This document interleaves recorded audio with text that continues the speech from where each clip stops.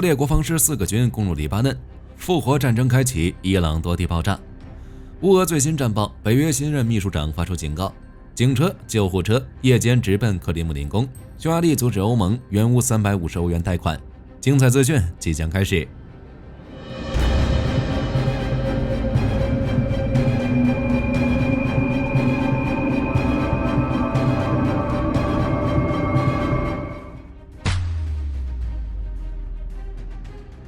在以色列7天连续清除3任真主党最高领导人后，其继任者的位子至今仍一直空悬。据耶路撒冷邮报报道，此前被爆出将接任哈希姆、萨菲丁的易布拉辛·阿明·萨义德突然变卦，明确拒绝成为下一任真主党最高领导人。与此同时，以色列对黎巴嫩全境的真主党目标还在持续不断地进行轰炸。据耶路撒冷邮报报道，10月7日，以军共出动了100架战机，共摧毁了120个真主党的军事设施。行动中，以色列还空袭了位于黎巴嫩首都贝鲁特的真主党后勤总部，致使真主党的总参谋长萨希尔·侯赛因·侯赛尼在空袭中阵亡，策划了多起针对以色列社区的袭击。而他个人还是真主党下属最高级别的军事部门圣战委员会的成员。10月8日，以色列国防军第36师继续清理马龙和黎巴嫩南部其他城镇周围的真主党基础设施，第98师则继续清理黎巴嫩东南边境村庄附近的真主党基础设施。据 SW 报道称，自10月1日战斗以来，第98师已在边境沿线消灭了超200名真主党士兵。同时，第91师也已攻入了黎巴嫩，而且以色列国防军还于10月8日在黎巴嫩西南部部署了第4个师，即第146预备役师，从而对真主党进行集中和划定的地面行动。据名以色列军方通讯估计，目前可能已有超过15000名以军士兵都被部署到黎巴嫩南部作战。除此之外，以色列国防军还于10月8日摧毁了一条穿越以色列黎巴嫩边境的真主党隧道，并在隧道内缴获了大量军事武器。另一方面，加沙的辛瓦尔最近也不好过。据《每日邮报》的消息称，辛瓦尔为避免和真主党高层一样的境遇，他现在不仅已被迫放弃电子通讯，改用纸笔通信，同事出行都会用至少20名被扣押人员进行包围式保护。据一名以色列的官员透露，以军曾有多次机会消灭辛瓦尔，但考虑到被扣押人员的安全，不得不终止了行动。接下来是伊朗的情报。在伊朗对以色列发动导弹袭击后，以军明确表示将发起反击。以色列空军将领阿莫斯·亚德林在接受 CNN 的采访时表示，以色列对伊朗的袭击将是中东前所未有的。内塔尼亚胡更是在安全内阁会议上将反击行动命名为复活战争，从名称看也能推测出以色列这次的攻击力度了。据半岛电视台报道，伊朗包括德黑兰在内的各处都发生了不同程度的爆炸，尤其是伊朗第3大城市伊斯法罕爆炸最为激烈。更为关键的是，有报道称伊朗的核电厂发生了爆炸，截至目前尚无法确认是以色列发动的袭击，具体情况损失也在统计中。而伊朗也紧急做出回应，但坚称没有遭受到任何攻击，并强调这是军队在进行军演。不过，据《纽约时报》的披露，以色列的复仇反击将针对伊朗的情报系统和高级领导层，甚至一旦伊朗选择对以军的反击做出回应，以色列就会将攻击目标对准伊朗的核设施。值得注意的是，中东局势的升温也让身在海外的伊朗前王储里萨·巴列维频频露面。据路透社报道，在最近一次公开讲话中，里萨公开宣称已经准备好领导一个新的伊朗。他强调称，是如今的伊朗在叙利亚、伊拉克、也门和黎巴嫩等多地制造了混乱。同时，对于加沙问题，里萨也表示，是伊朗支持的哈马斯带来了深重的灾难。在以色列即将对伊朗领导层发起大规模打击的关键时刻，里萨的言论无疑引发了外界对伊朗未来的思考。据乌总参谋部10月8日发布的每日战报称，截至当天晚10点，双方已经发生了142起战斗冲突。在弗勒达前线，据战役地图显示，俄军已经出现在金瓦尼附近，这意味着俄军已经完成了对弗勒达的清理，现在正在向西推进。此外，俄军还以火炮、战机开路，正向博霍亚夫连卡攻击，但遭到乌军阻击。在红军村前线，俄军对红军村、楚库里涅、库拉霍沃的进攻仍在持续，但遭到乌军无人机的阻击，尤其是红军村，乌军已紧急在其西部郊区开始修筑防御工事。红军村是俄罗斯不惜一切代价都想要拿下的城市。据 SW 报道，自2023年10月以来，通过这一年的图片或视频等可视信息证实，仅在红军村方向，俄军损失了1830台重装备，而乌军则损失了近369台。SW 分析认为，俄军重装备的损失速度大大超越了其军工业的生产数量。再加上兵员损失居高不下，即便是正在对俄罗斯经济产生不可恢复破坏性的情况下，俄军也难以长期维持高强度的进攻行动。其他战场战线变化不大，但值得关注的是，俄军加大了对乌克兰民用设施的空袭。如10月8日，俄军袭击了哈尔科夫的一座工业工厂，造成至少2人死亡，30多人受伤。又或是乌克兰空军称，俄军动用2枚伊斯坎德尔导弹和19架无人机，对敖德萨南部的地区进行了空袭。即便乌防空部队在10月8日凌晨击落了18架俄军无人机，但仍在赫尔松南部、扎波罗热滨海边疆区等地造成多人受伤和死亡。对此，泽连斯基在 X 平台上发布了哈尔科夫遇袭后的照片，并呼吁盟国加强乌克兰的防空能力。北约新任秘书长马克吕特也警告称，乌克兰可能将迎来俄军全面入侵以来最严酷的冬天。同时，他还呼吁要向乌克兰提供更多的军事支持，以尽快结束这场战争。吕特表示，他将在10月12日于德国拉姆施泰因举行的国防联络小组会议上敦促向乌克兰提供更多军事援助。与此同时，乌军也发动大规模空袭。据俄国防部表示，其防空系统于10月8日凌晨击退了乌军无人机攻势，并击落了16架来袭的乌军无人机，其中14架在比尔格罗德上空被击落，另外2架则在俄罗斯黑海沿岸被击落。但比尔格罗德州州长维亚切斯拉夫·格拉德科夫却在电报中表示，仅比尔格罗德的9个地区就遭到了乌军45架无人机的袭击，并造成2人受伤。据综合新闻报道，10月7日，俄国家电视台等80个地区电视台和广播电台都因遭到黑客组织的攻击而被迫中断信号。事后，俄总统新闻发言人佩斯科夫称，此次网络攻击是乌克兰对俄罗斯关键基础设施的攻击。不过，乌官方并未理睬，而是一个名为 Sodo-IMIF 黑客组织表示对此次袭击负责。此外，克里姆林宫似乎也不再平静。据流传的画面显示，8号晚上有大批救护车、警车紧急开往克里姆林宫。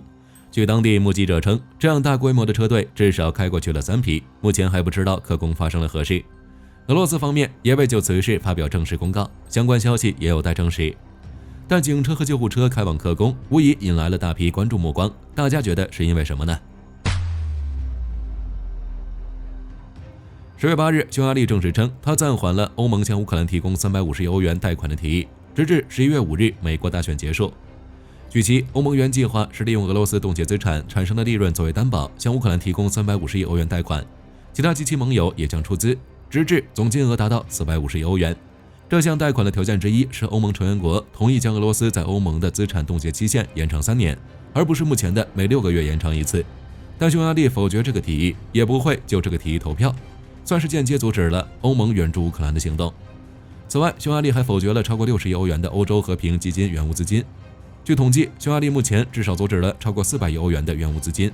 其还准备继续阻止对乌克兰的一切援助。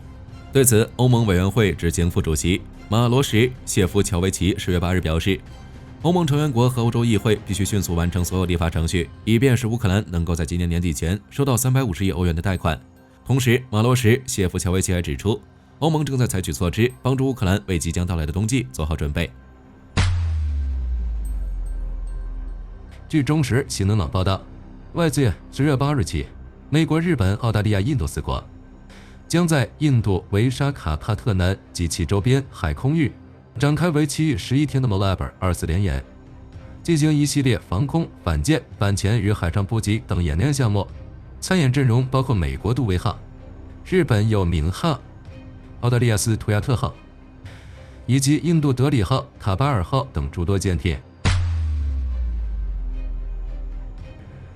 据亚洲防务安全网站10月10日报道，马来西亚打算向科威特采购大黄蜂战机。国务院部长努尔迪和皇家空军参谋长阿斯加尔已于10月6日访问了科威特，并与该国国防部长萨拉赫进行了相关会谈。媒体表示，目前马来西亚的空军主力为18架苏3 0MKM， 另还有8架大黄蜂战机。为提升整体的空军战力，该国一直在积极升级大黄蜂机队。例如，今年5月，马来西亚向美国采购了新瞄准吊舱。此外，媒体还表示，马来西亚之所以会向科威特采购大黄蜂战机，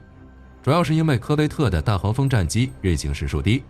对于后期的维护工作更加有利。而且，该国目前正在进行空军现代化，打算采购更先进的台风战机和超级大黄蜂战机，以取代现役的大黄蜂战机。因此，科威特也有意对外出售这些战机。目前，两国已就此事达成协议，并成立了一个特别委员会。只要科威特接收到新战机，组建好新机队，就会进行此项交易。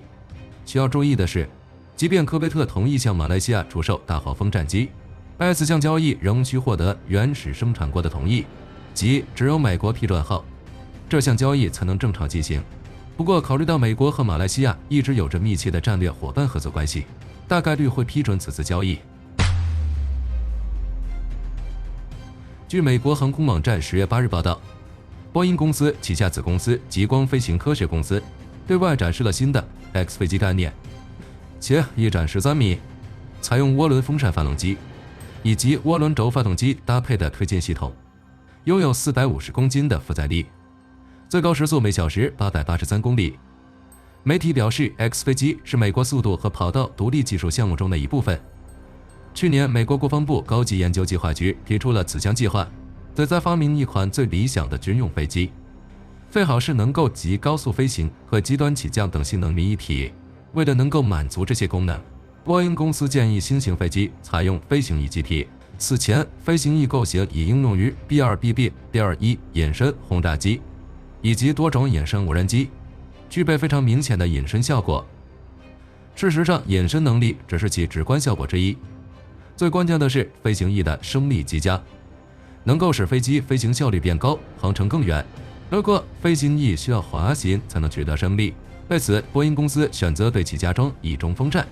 通过这种构型，不仅能够使飞机实现垂直起飞，而且还不会影响整体性能。目前，波音公司已于今年初对 X 飞机进行了地面效应测试，并计划在今年底和明年初进行下一步的测试，以及在2027年进行最终的飞行测试。此外，按照波音公司设想，待 X 飞机的扇翼技术成熟之后，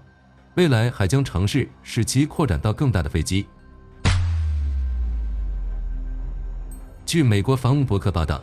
洛克公司推出了一款新型 M2306F 链炮，其具备双供弹功能，操作人员无需更换弹链，不能迅速切换弹药。常用的弹药包括 KIL-11近炸引信弹，用于反无人机作战，以及1198多用途高爆弹，用于反装甲任务。值得一提的是，双供弹版本与单供弹版本系统具有60%的零件通用性，因此其生产和维护效能将会大幅提高。另外，据诺克公司表示，目前双供弹版本的系统已经相当成熟，预计于2025年初进行实弹测试。待各项数据打掉之后，务期可进行全面量产以及实战部署。根据韩联社10月8日报道，朝鲜正在咸镜南道新浦一带建造新潜艇，而且这艘潜艇的尺寸要远大于朝鲜现有潜艇，因此韩国军方怀疑这可能是一艘核动力潜艇。不过，考虑到该潜艇目前处于建造初期阶段，要等建造工作有一定进展之后，才能准确掌握其吨位等具体数据。需要注意的是，朝鲜本身并不能够建造核动力潜艇所需的核心装备，因此如果这艘新潜艇真的采用核动力装置，那么这就意味着有其他国家向其提供了技术支持。而从当前的局势来看，最有可能向其提供技术支持的国家，大概率会是俄罗斯。近日 ，X 平台军队认可网报道，10月8日，保加利亚国防部和德国第二防务公司为尔签署了一项价值1.82亿欧元的合同，用以采购一套 IRIS-TSL-M 中程防空导弹系统。媒体表示，保加利亚之所以选择采购这款防空系统，主要是因为该国目前仍装备着大量苏联时代进口的防空导弹系统，如 S-300、S-200等。这些防空导弹系统服役年限较长，且不符合北约要求的技术和操作兼容性。为此，保加利亚决定采购欧美国家更加先进的防空系统，以增强该国的空防能力。例如，今年8月初，保加利亚国防部向国民议会提交了一份购买一套 IRIS-TSL-M 中程防空导弹系统的提案，并且还列出了备选方案，并考虑购买5套 IRIS-L-M 中程防空导弹系统，以及1套 IRIS-TSL-X 远程防空导弹系统。美国国防新闻报道，美国军事委员会此前披露，亨廷顿英格尔斯造船厂在对美军舰施工期间，疑似未曾按照标准程序进行焊接工作。随后，美国海军对相关军舰进行了仔细查证，目前已确定3艘军舰会受到不同程度的影响，分别为尼米兹级航母华盛顿号、弗吉尼亚级核动力攻击潜艇比高福号和纽泽西号。并紧接着，美国海军海洋系统司令部也对此事进行了表态，其指出此前出现焊接工序瑕疵的部件，并不会影响上述船舰安全运作，但焊接瑕疵对其他舰艇的影响仍需要进一步观察。另一方面，亨廷顿造船厂也证实，确实存在部分人员未按照流程焊接，目前正在对其进行调查。据莫斯科时报报道，联外战争影响，俄罗斯煤炭工业在失去欧美市场后，或将面临30年来最大危机。德国国际安全研究所表示，俄罗斯煤炭行业之所以大幅缩水，主要是因为欧美国家的制裁，而且与欧盟继续采购石油和天然气不同，煤炭已经完全禁运。就连去年从俄罗斯购买煤炭的亚洲国家，也开始降低需求，甚至连一向喜欢以折扣价采购能源的印度，也将来自俄罗斯的煤炭进口减少了55%。单项从土耳其进口，不外其次是世界煤炭价格下跌。今年上半年，世界煤炭价格下跌了34%，导致俄罗斯煤炭产量急剧下降。根据俄罗斯统计局的数据，今年7月份，俄罗斯的煤炭产量同比下降6.7%，总产量为3150万吨，是自2020年以来的最低水平。相较于2022年12月的峰值来看，煤炭公司每月损失约1200吨，乌起码有超过一半的煤炭公司已经无利可图。据自由时报10月10日报道，法国正在研发一款新型隐身无人机，以作为阵风战斗机的无人僚机。根据达索航空的说明，这款无人僚机将整合现有的隐身技术，并使其具备人机协同功能的自主操控能力，而且其配置的软件和硬件还能持续升级，以供未来作战需求。此外，据媒体表示，这架无人僚机并非达索航空独自研发，而是由多家科技公司共同研制，其中莱昂纳多公司负责内部弹舱，萨博公司负责机身设计、航电和燃料系统，空客公司负责机翼设计。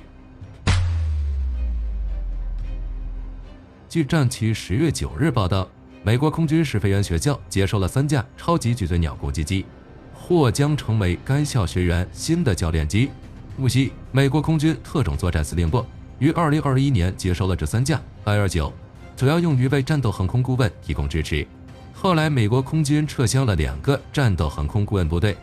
此后更是打算完全剥离 AR-9，